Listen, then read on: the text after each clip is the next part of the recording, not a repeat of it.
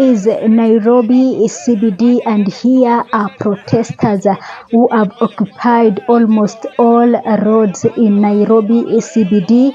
Roads have been blocked, and remember, this protest was planned from yesterday. The young people were saying that today they are going back to the street, that today is the day. Today is the day they want the Deputy Inspector General of Police, Elijah Lagat, to resign.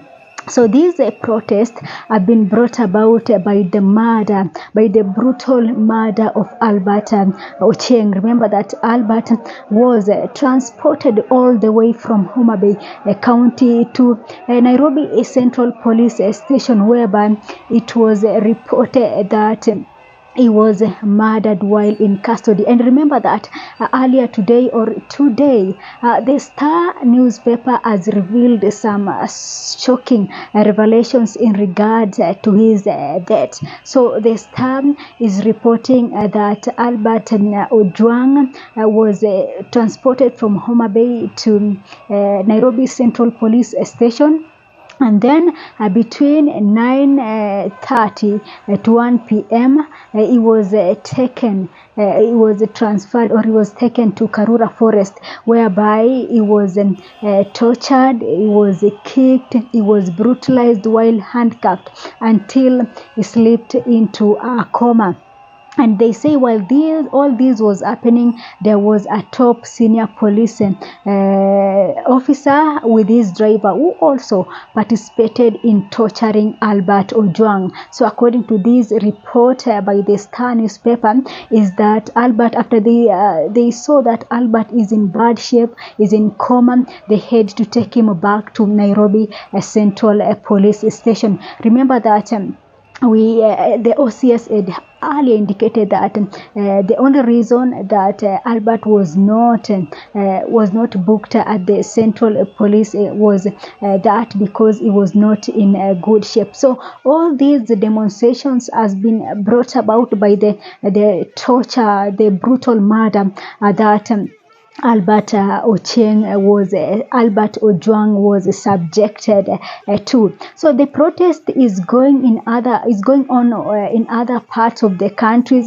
I've seen that Homa Bay is participating in this protest. Mombasa is also participating, but the bigger protest is currently happening in Nairobi CBD. All roads have been blocked, and the Kenyan youths are saying that enough is enough. Enough of police brutality, enough of abductions, enough of forced disappearances, and enough of all these. We want a country whereby the police officers are also respecting the rule of law. The police are also respecting the constitutions, and they want a country whereby nobody or whereby we feel safe in the streets and also at home.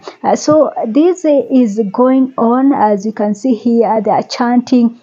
I've seen clips of they are chanting Lagat must go. Lagat is the deputy IG, and also they are chanting Ruto must go, because they believe that Ruto has the power to correct all the mistakes that is happening in this country, but they feel like Ruto is taking long, that Ruto is not willing to let to sack this man, or to let go of this man who they believe is the enemy of the people, enemy in quotes of the people. So these are the protests going on in several parts of the CBD, and people have closed the shop. All activities have been suspended in Nairobi CBD because the youths are saying that they are not going home. They are not going home until someone somewhere resigns, and they want the DIG to resign. So this is the current situation in Nairobi. Perhaps we should take a look at how things are at the moment before we proceed with this broadcast.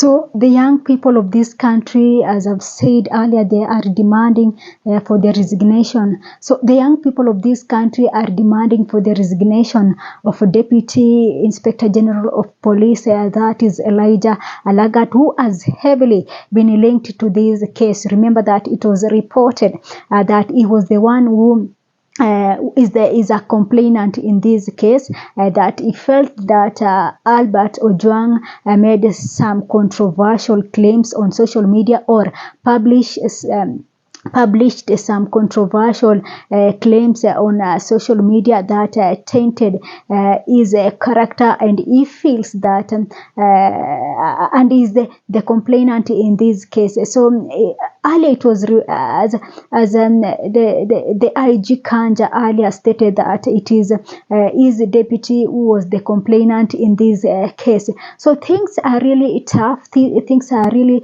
not good, and as I've said that I think there is a misunderstanding between the citizens and the leaders of this country. The leaders are in their own path, and the citizens are in a very different path. It's like our elewani. It's like the executive wants to force things their way, and the citizens are saying no. We have a constitution. And we have a rule of law that you cannot going on doing your own things. We are here. You must follow what the constitution is saying, and all that. So remember that remember that in 2024. In June 2024, we had a huge protest, and unfortunately or sadly, we lost 100 people, young Kenyans, who in this case is the case of police brutality. So 100 young people lost their lives, and remember, they were demonstrating, or they were protesting against the Finance Bill 2024. So the young people are back in the streets, and this time round they are demonstrating against the police brutality.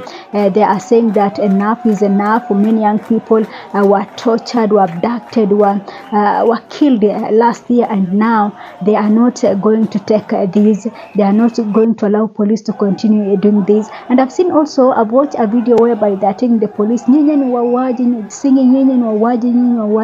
and it is so sad that it is so sad that we are getting to a point whereby the relationship between the citizens of this country and the police is completely over. It is completely over because people are feeling that the police officers are out and they are misusing their power, and that they have done enough torture to the young people of this country. So stay tuned to this channel. More stories will be coming up your way as we are following what is happening in Nairobi, to see how this is going to end. But from the look of things, it is really not good. It is not a good look, and this surely will not end well. So that is it from me for now. Thanks for watching. This is Sophia Live.